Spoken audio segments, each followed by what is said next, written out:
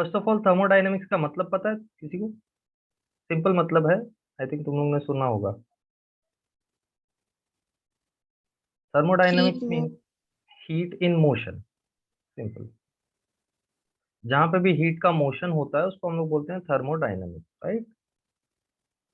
Is that correct? हाँ। तो देखते हैं क्या क्या अपने को कहाँ कहाँ पे हीट इन मोशन पढ़ना है। कुछ जैसे लॉज हैं जो अपने को हीट इन मोशन के बारे में बताएंगे। जैसे for example there are 3 laws of thermodynamics. The first law is, पहले तो अपने को 2 लॉज थे पहले अपने पास, which was first law of thermodynamics.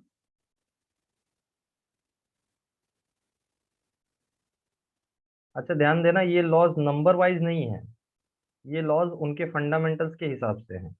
मतलब कौन सा लॉ कितना फंडामेंटल है, कितना बेसिक रियलिटी को रिलेट करता है। मतलब जो चीजें, जैसे फॉर एग्जांपल इसको तुम जानोगे तो ही तुम इसको समझ पाओगे, तो ही तुम नेक्स्ट वाला समझ पाओगे। नंबर के हिसाब से नहीं रखा गया है ये इनके ऑर्डर ऑफ फंडामेंटालिटी के हिसाब से रखा गया है। इसके बाद आता है सेकेंड लॉ ऑफ थर्मोडायनेमिक्स। ठीक है, तो कभी इनको इंटरचेंज मत कर देना।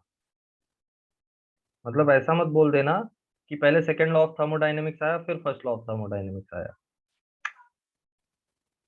तो ये दोनों आने के बाद हाँ ये बोल सकते हो कि जीरोथ लॉ लास्ट में आया, इसलिए इसका नाम भी जीरो रख दिया गया।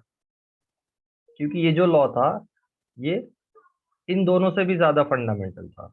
मतलब ये कुछ ऐसी चीज क्वांटिटी के बारे में बात करता है जो सबसे फंडामेंटल है ये सब चीजों को समझने के लिए। जब मैं बता दूं, ये बात करता है टेम्परेचर के बारे में। जब तक टेम्परेचर के बारे में नहीं पता है तब तक तुम क्या ही डिस्कस करोगे हीट के बारे में, है ना? ये बात करता है एनर्जी कंजर्वेशन के बारे में। स्टेटमेंट सुना है, energy can neither be created nor be destroyed, it can be converted हाँ। From one form to the other. वो यही है first law of thermodynamics. Second law of thermodynamics it talks about degree of disorder. Degree of disorder, या थोड़ा scientific terms में बोलूँ तो entropy. It talks about entropy. ये बात करता है कि कोई कप अगर गिर के टूट गया तो वापस उठ के जुड़ता क्यों नहीं है खुद से, हमेशा खुद से गिर के टूटता क्यों है ना? तुम अपने रूम में बैठे हो, हाँ। 2-4 दिन के बाद देखोगे जो चीज जहां थी वहीं नहीं रहेगी। हो सकता है चीज दूसरी जगह चली जाए, तो डिसऑर्डर बढ़ता है। साफ सुथरा रूम मिला तुमको, तुम बैठे रूम में 4 दिन तक रहे रूम में, वापस सेम सिचुएशन रहेगा क्या? नहीं। यहाँ वहाँ कुछ तो होगा ना, तुम रह रहे हो घर में तो डिसऑर्डर बढ़ता है। हाँ। That's the way. टाइम हमेशा आगे चलता है ये बताता है। टाइम हमेशा आगे बढ़ता है ये बताता है। यूनिवर्स हमेशा एक्सपांड होता है ये बताता है। एवरीथिंग जो भी हो रहा है ना, अपना एज हमेशा बढ़ता है, कभी कम नहीं होता। कभी रिवर्स एजिंग सुना है किसी का? एज हमेशा बढ़ता है, नहीं। ये बताता है लॉ। कि this law talks about all these things. तो ये अपने को इतना डिटेल में है नहीं, और बेसिकली निकाल ही दिया है तो छोड़ ही दो इसको। और अगर होता भी तो तुम्हारे सिलेबस में इतना नहीं है डिटेल में। हम लोग को इसको और इसको समझना है, जीरोथ लॉ और फर्स्ट लॉ ऑफ थर्मोडायनेमिक्स। उसके बेसिस पे कुछ प्रोसेसेस करेंगे, ठीक है? Let's come to zeroth law of thermodynamics.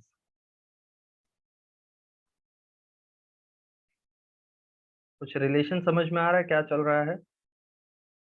हाँ। हाँ। मुझे एक बात बताओ, जैसे मेरे पास 2 ऑब्जेक्ट्स हैं, ठीक है? Suppose I have object A. एक, अच्छा पहले तो एक वर्ड समझ लो, बार बार ये आएगा, सिस्टम। सिस्टम से क्या समझ में आता है तुमको? ऑब्जेक्ट जो भी। सराउंडिंग को छोड़ देखो, के।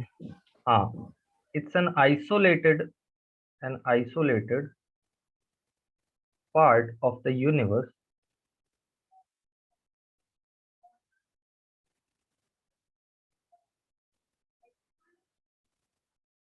Under observation.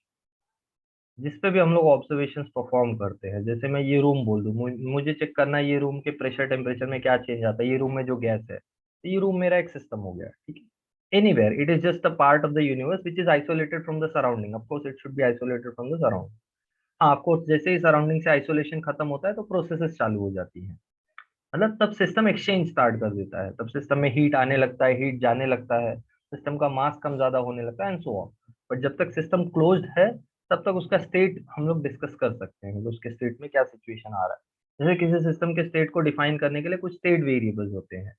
क्या क्या स्टेट वेरिएबल्स होते हैं? उसका प्रेशर होता है, उसका वॉल्यूम होता है, उसका टेम्परेचर होता है। These are state variables, pressure, volume, temperature. इन तीनों को रिलेट करने वाला एक लॉ है, जिसको बोलते हैं PV equals to NRT. This is known as state equation.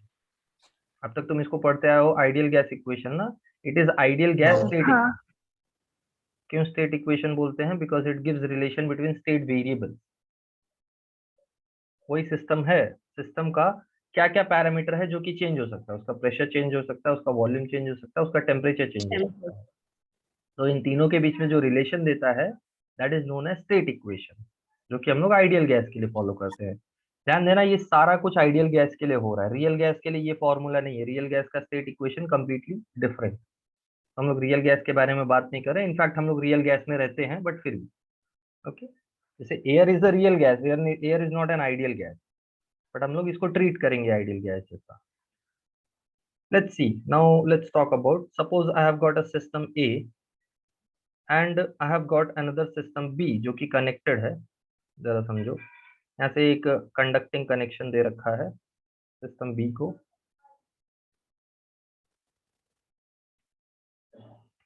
एक इंफॉर्मेशन है, इसका टेम्परेचर है TA, इसका टेम्परेचर है TB, ठीक है। और एक इंफॉर्मेशन क्या है? और एक इंफॉर्मेशन है that TA is greater then TB। बताओ मुझे हीट को क्या होगा? टेम्परेचर मालूम है तुमको, temperature of A is greater than temperature of B. Heat क्या होगा? मतलब हीट का डायरेक्शन क्या होगा? हीट फ्लो होगा ना A ऑफकोर्स। to B। हाँ। हीट कहाँ A to जाएगा? B। हीट जाएगा A A to to B। B. That correct? ठीक है, heat will flow from A to B. ये एक इंफॉर्मेशन हो गया हीट से रिलेटेड। जब भी टेम्परेचर डिफरेंस होता है तो heat flows from higher temperature to lower temperature. I hope इतना तो क्लियर है, ठीक है। हाँ। Okay, suppose I have got another system, let's just say ये एक सिस्टम है, ये एक सिस्टम है ए, ये एक सिस्टम है बी, ठीक है। Again same scenario, temperature of A, temperature of B, and temperature of A is greater than temperature of B. तो हमको मालूम है हीट फ्लो करेगा ए से बी, है ना। अब मुझे बताओ ये हीट कब तक फ्लो करेगा? जब तक इक्विलिब्रियम तक। इक्वल क्या ना हो जाए? इक्विलिब्रियम दोनों का स्टेट। टेम्परेचर। इक्विलिब्रियम मतलब क्या सेम होना चाहिए? कब दोनों का हीट टेम्परेचर जब तक दोनों सेम का ना टेम्परेचर? हो। दोनों का heat. When TA is equal to TB, heat transfer बंद हो जाता है ना, हीट हाँ। Transfer will stop. ये जो सिचुएशन है ना TA इक्वल टू TB, इसको बोलते हैं थर्मल इक्विलिब्रियम। क्या बोलते हैं इसको? Thermal thermal. Thermal equilibrium. Thermal equilibrium ये दो बॉडीज के लिए डिफाइन कर रहा हूं मैं। एक बॉडी का थर्मल इक्विलिब्रियम अलग होता है, दो बॉडीज का थर्मल इक्विलिब्रियम क्या है? That when they are isolated from the surrounding and when there is no heat flowing between them, then the two bodies are said to be in thermal equilibrium, और two systems are said to be in thermal equilibrium, या जो भी दो containers है, जो भी है system है। तो अगर कोई सिस्टम ए, कोई सिस्टम बी तुमने लिया और उसमें से हीट फ्लो चालू है ए से बी में या मे बी बी से ए में, so the heat flow will continue till there is a thermal equilibrium. As soon as there is a thermal equilibrium, अब thermal equilibrium से हमको एक चीज समझना है कि टेम्परेचर सेम होगा। When we say thermal equilibrium, as the word says, T, thermal, thermal means related to temperature. So thermal equilibrium means temperature should be same, ठीक है। इतना याद करके चलो, टेम्परेचर सेम होना चाहिए दो दो सिस्टम्स का। जब तक मैं बात कर रहा हूँ, जब तक मैं दो सिस्टम्स का बात कर रहा हूँ, तब तक थर्मल इक्विलिब्रियम मतलब टेम्परेचर सेम। एक सिस्टम का बात करते हैं, जरा समझिए। जैसे मैं बोलूँ ये एक सिस्टम है ए, ठीक है, दिस इज सिस्टम ए। इसको मैंने सराउंडिंग में रखा हुआ है, सराउंडिंग में रखा हुआ है। सपोज इसका इनिशियल प्रेशर है P1, इसका इनिशियल वॉल्यूम है V1, इसका इनिशियल टेम्परेचर है T1, और सराउंडिंग का टेम्परेचर है T0। एक इंफॉर्मेशन है T1 is greater then T0। Okay, ये सिचुएशन है मेरे पास। अच्छा, अगर हीट फ्लो कर रहा है ये बॉडी से सराउंडिंग में, ऑफ कोर्स हीट बॉडी से सराउंडिंग में फ्लो करेगा ना, या इस हाँ। सराउंडिंग में फ्लो करेगा। क्यों सराउंडिंग में फ्लो कर रहा है? क्योंकि सराउंडिंग का टेम्परेचर लो, बॉडी का ज्यादा है। टेम्परेचर ज्यादा हाँ। है, सिंपल। ये हीट कब तक फ्लो करेगा? दोनों का टेम्परेचर इक्वल जब तक नहीं दोनों का होगा। टेम्परेचर सेम ना हो जाए। मतलब जैसे ही इसका टेम्परेचर सेम हुआ, ये बॉडी का टेम्परेचर सराउंडिंग के इक्वल आ जाएगा और बाद में फाइनल स्टेट कैसा दिखेगा, फाइनल स्टेट कुछ ऐसा दिखेगा कि इसका टेम्परेचर हो गया है टी नॉट के बराबर। अच्छा, मुझे एक बात बताओ, टेम्परेचर टी नॉट आया तो what will happen to these two parameters, pressure और वॉल्यूम, क्या ये चेंज होंगे?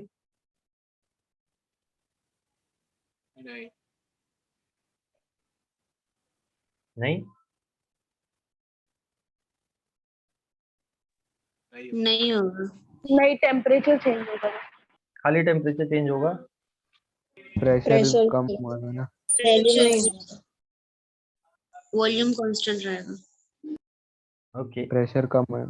तुमको क्या लग रहा है, ये कोई क्लोज सिस्टम इमेजिन कर रहे हो क्या, कि एक डब्बा है गोला सा, उसके अंदर गैस हाँ है, ऐसा इमेजिन कर रहे हो?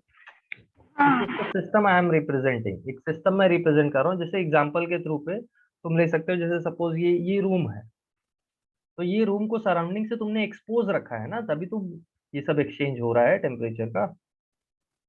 हाँ तो इसका स्टेट चेंज होता है, मतलब स्टेट वेरिएबल्स भी चेंज होंगे, तो ये हो जाएगा P2, ये हो जाएगा V2 और टेम्परेचर हो गया T नॉट। अब इंपॉर्टेंट बात समझो, अब इसके बाद इसका टेम्परेचर T नॉट के इक्वल हो गया, अब इसके बाद क्या ये वेरिएबल्स चेंज होने वाले हैं? नहीं। इसके बाद क्या ये वेरिएबल चेंज होने वाले हैं? नहीं, चेंज नहीं होने वाले हैं, क्योंकि अब इसका सराउंडिंग टेम्परेचर सेम हो गया, अब ना तो हीट अंदर आ रही है ना तो हीट बाहर जा रही है।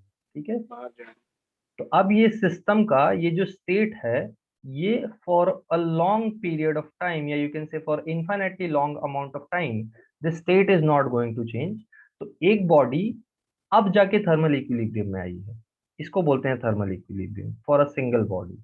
ध्यान दो, सिंगल बॉडी का थर्मल इक्विलिब्रियम कैसे डिफाइंड है? When it's state variables do not change over a long interval of time, जब उसके स्टेट वेरिएबल्स चेंज नहीं हो रहे हैं, मतलब जो उसका प्रेशर है, जो उसका वॉल्यूम है, जो उसका टेम्परेचर है, अब वो उसी को मेंटेन करके रखा है, तो एक सिंगल बॉडी के लिए वो थर्मल इक्विलिब्रियम हो गया, या एक सिंगल सिस्टम के लिए वो थर्मल इक्विलिब्रियम हो गया। दो सिस्टम्स के लिए टेम्परेचर से रिलेटेड, सिर्फ टेम्परेचर से रिलेटेड। दो सिस्टम्स अगर हैं अपने पास और उनके बीच में कुछ एक्सचेंज चालू है, तो सिर्फ और सिर्फ उनका टेम्परेचर अपने को कंसर्न करना है, या उससे उनके टेम्परेचर से हम लोग कंसर्न है। अदरवाइज अगर एक सिंगल बॉडी है या एक सिंगल सिस्टम है, तो उसका थर्मल इक्विलिब्रियम डिफाइन करने के लिए हमको उसके सारे स्टेट वेरिएबल्स को चेक करना पड़ेगा। Is it clear? एक सिंगल बॉडी के थर्मल इक्विलिब्रियम और दो बॉडीज के थर्मल इक्विलिब्रियम में क्या डिफरेंस है? Difference is when there are two systems और टू बॉडीज, तो उनका टेम्परेचर सेम हो जाए, बस वो थर्मल इक्विलिब्रियम में आ गए। When there is a single body, उसके state variables for a long interval of time should not change. That's when we call a single body to be in thermal equilibrium. ठीक है, हाँ। हाँ okay. अभी thermal equilibrium के बारे में समझ में आया, तो now we can talk about zeroth law of thermodynamics.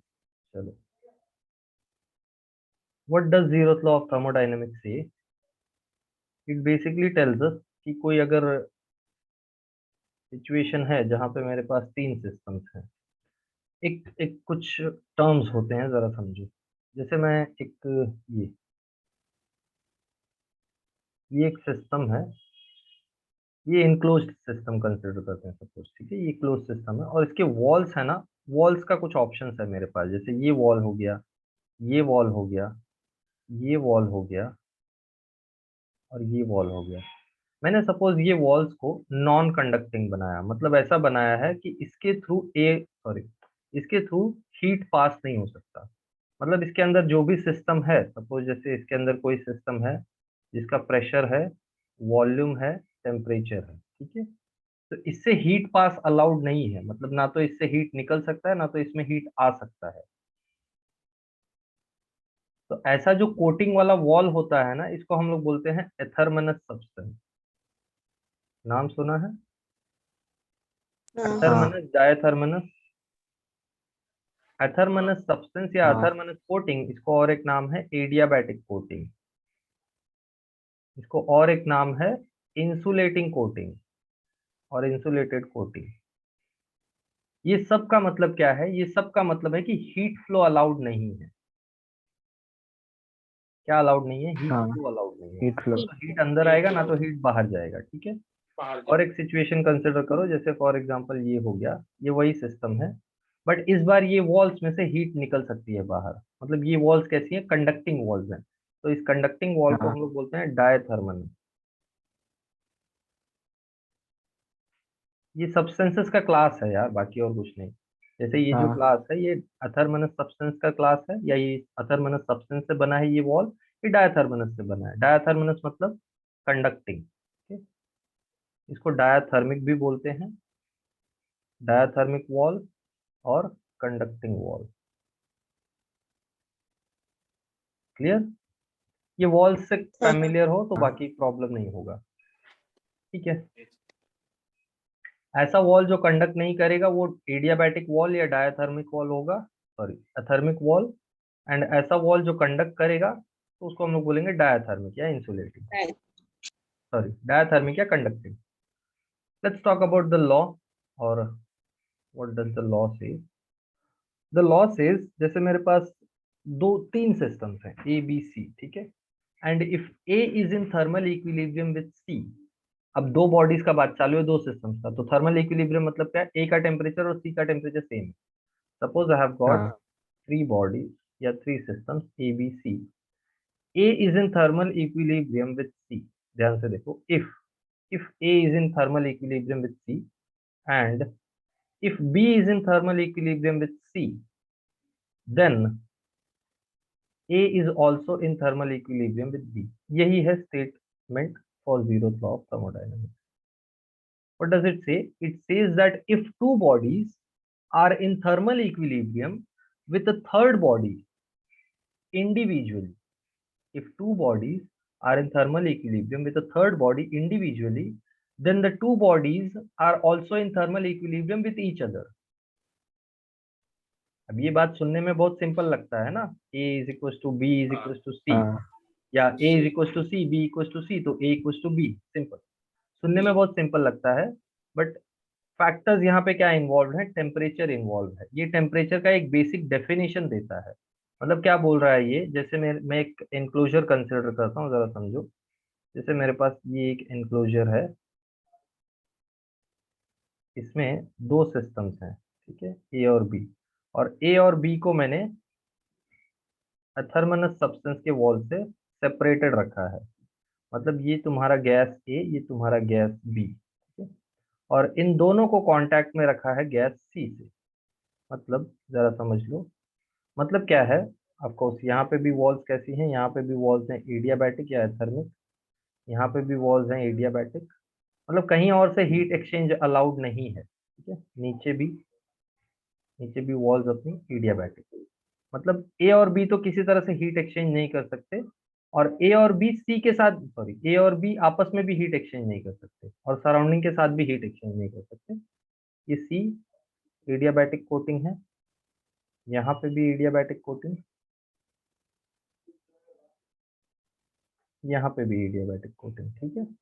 मतलब सी भी सराउंडिंग से कोई हीट एक्सचेंज नहीं कर सकता है। तो जरा समझो होगा क्या, होगा ये बॉडी सी है, तो अगर ए और सी कांटेक्ट में है तो मतलब यहाँ हीट का फ्लो चलेगा, या तो मे बी हीट ए से सी में जाएगी या सी से ए में जाएगी, अपने को फर्क नहीं पड़ रहा है, ठीक है। Just one thing, after thermal equilibrium T A will be equal to T C, है ना, ये हो जाएगा। थर्मल इक्विलिब्रियम में यही तो होगा, दोनों का टेम्परेचर सेम होगा ना। वैसे ही बी के साथ भी सेम होगा, या तो बी से हीट सी में जाएगी या सी से हीट बी में आएगी। बट फाइनल सिचुएशन क्या होने वाला है, फाइनल सिचुएशन होने वाला है temperature of B is going to be temperature of C. हाँ तो इन दोनों के कंक्लूजन से हम लोग बोल सकते हैं कि T A is equal to T B. But ये चीज हमको पता नहीं थी, हमको दिखाई पड़ रहा था कि इसमें कोई हीट एक्सचेंज नहीं हो रहा है, इसमें कोई हीट एक्सचेंज नहीं हो रहा है इन दोनों में। तो ये ऑब्जर्व किया गया कि जब इस सी को हटा के इन दोनों को कांटेक्ट में लाया गया, तो अब इन दोनों में भी कोई हीट एक्सचेंज नहीं हो रहा था। हमको ये चीज पता ही नहीं था कि यहाँ पे टेम्परेचर नाम का कोई क्वांटिटी रोल प्ले कर रहा है। तब तक हमको टेम्परेचर के बारे में कुछ पता ही नहीं था। Zeroth law of thermodynamics temperature का डेफिनेशन देता है, टेम्परेचर का एग्जिस्टेंस बताता है। इसके पहले हमको नहीं पता था कि कौन सी क्वांटिटी है जो ये रोल प्ले कर रही है। मे बी हीट ट्रांसफर होता हो प्रेशर की वजह से, प्रेशर डिफरेंस हो दोनों का तो हीट ट्रांसफर हो रहा हो। हमको ये नहीं पता था कि हीट ट्रांसफर टेम्परेचर की वजह से होता है। Do you understand? Zeroth law of thermodynamics, it give the basic idea about temperature. इसने टेम्परेचर का आइडिया दिया कि यहाँ से टेम्परेचर का डेफिनेशन बना कि टेम्परेचर डिफरेंस जब तक रहेगा तब तक बॉडी में हीट ट्रांसफर चलता रहेगा। तो टेम्परेचर डिसाइड करता है direction of flow of heat. Temperature क्या डिसाइड करता है? Direction of flow of heat. And ये जीरोथ लॉ से कंफर्म हुआ, जीरोथ लॉ से पता चला। जब हम लोग ने जीरोथ लॉ परफॉर्म हुआ तो मालूम पड़ा एक्चुअली हम लोग ने सब कुछ डिफाइन कर लिया था। ये देखो, ये जो दो लॉज है ना, ये दो लॉज पहले आए थे, जीरोथ लॉ बाद में आया था। मतलब हम अज्यूम करके चलते थे कि टेम्परेचर ये है, बट हमको पता ही नहीं था टेम्परेचर क्वांटिटी से होता क्या है या टेम्परेचर क्वांटिटी है क्या। जीरोथ लॉ ने टेम्परेचर के बारे में आइडिया दिया कि वो टेम्परेचर है जो रोल प्ले करता है हीट फ्लो में। हाँ alright, this is your zeroth law of thermodynamics. Statement इतना कुछ देखो, ये जो तीनों लॉज है ना, जैसे फर्स्ट लॉ हो गया, जीरोथ लॉ हो गया, सेकंड लॉ हो गया, इनका कोई फिक्स स्टेटमेंट नहीं है। फिक्स स्टेटमेंट मतलब अभी जैसे तुमको कोई बोले कि फैराडे का फर्स्ट लॉ बताओ, तो तुम बोलोगे हाँ ये है। या तुमको कोई बोले कि इसका फर्स्ट लॉ बता दो, न्यूटन्स का फर्स्ट लॉ बता दो, ये तो यही है। वो चेंज नहीं होता है ना। Every object remains in the state of rest or motion until and unless an external force is applied। इसको तुम चेंज नहीं कर सकते। इन लॉस को चेंज किया जा सकता है। चेंज मतलब इन लॉस का जो स्टेटमेंट है ना, वो हर किसी ने अपने हिसाब से दिया है। तो ये चीजें कैसी हैं? ये चीजें एक यूनिवर्सल चीज है, यूनिवर्सल बिहेवियर है, जिसको हम लोग ने एक नाम दे दिया है कि ये थर्मोडायनेमिक्स का एक पर्टिकुलर ब्रांच है या एक पर्टिकुलर लॉ है जो ऐसे चलता है। मतलब हर जगह पे किसी ने बोला कि हाँ टेम्परेचर डिफरेंस की वजह से हीट फ्लो कर रहा है। कोई बोल रहा है एक का टेम्परेचर ज्यादा है दूसरे का कम है तो हीट फ्लो कर रहा है। एक बोल रहा है कि दूसरे का टेम्परेचर ज्यादा है इसका कम है तो यहाँ से यहाँ हीट जा रहा है। मतलब ओवरऑल रिलेशन क्या मिला अपने को? ओवरऑल रिलेशन मिला कि जब भी टेम्परेचर डिफरेंस रहेगा तब तब हीट फ्लो करेगा, और जब टेम्परेचर नहीं रहेगा हाँ इक्विलिब्रियम आ जाएगा। ठीक है। वैसे ही फर्स्ट लॉ ऑफ थर्मोडायनेमिक्स है कंजर्वेशन ऑफ एनर्जी के बारे में, बट कंजर्वेशन ऑफ एनर्जी को भी अलग अलग तरीके से बोला गया है। किसी ने बोला कि ये सिस्टम कंसिडर करेंगे तो इसमें मैकेनिकल एनर्जी कंजर्व रहेगी, काइनेटिक प्लस पोटेंशियल। ठीक है। किसी ने बोला हीट रहेगा तो वर्क डन और इंटरनल एनर्जी सेम रहेगा। किसी ने बोला ये रहेगा तो ये। किसी ने बोला energy can neither be created nor be destroyed. ये सब मिलके बनता है फर्स्ट लॉ ऑफ थर्मोडायनेमिक्स। तो ये कोई फिक्स स्टेटमेंट नहीं है, स्पेसिफिक स्टेटमेंट नहीं है। ठीक है। You need to understand the essence of this statement. Yes, essence of this law. Law क्या बोल रहा है? लॉ बोल रहा है कि जब दो बॉडी थर्मल इक्विलिब्रियम में किसी थर्ड बॉडी के साथ, तो वो दोनों बॉडी भी आपस में थर्मल इक्विलिब्रियम में। That's all. Clear? Yes yes sir. Meeting and होगा, रीजॉइन करो। Will continue with the further part. ये लिख लिया है तो अच्छा है, नहीं तो स्क्रीनशॉट ले लो, कुछ तो वैसे इतना कुछ है नहीं। रीजॉइन करो, मीटिंग एंड होगा तो।